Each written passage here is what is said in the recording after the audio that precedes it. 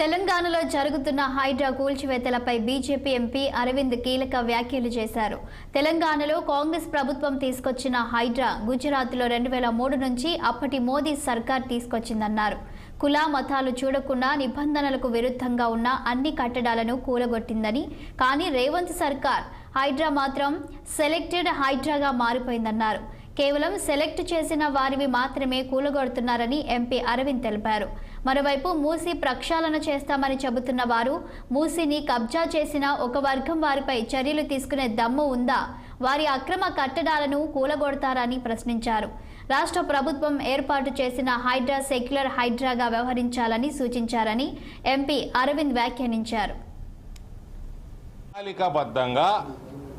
Secular Hydraa మీ party secular party అని claim చేసుకుంటారు కదా కాంగ్రెస్ పార్టీ వాళ్ళు.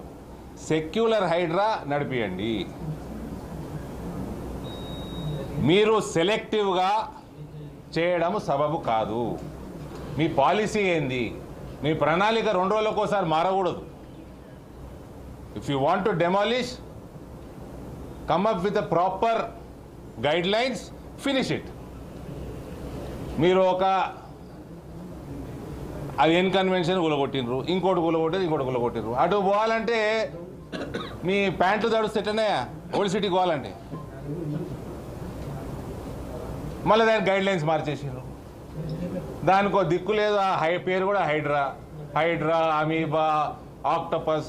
వీటికి ఎన్ని కాళ్ళు ఉంటాయో, ఏ కాళ్ళు పొడవు ఉంటుందో, డైరెక్షన్ ఉండదు, మన్ను ఉండదు, మశానం ఉండదు. అదే రకంగా మీ హైడ్రా తయారైంది.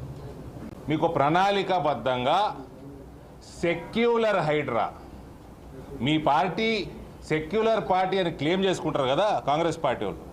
సెక్యులర్ హైడ్రా నడిపియండి.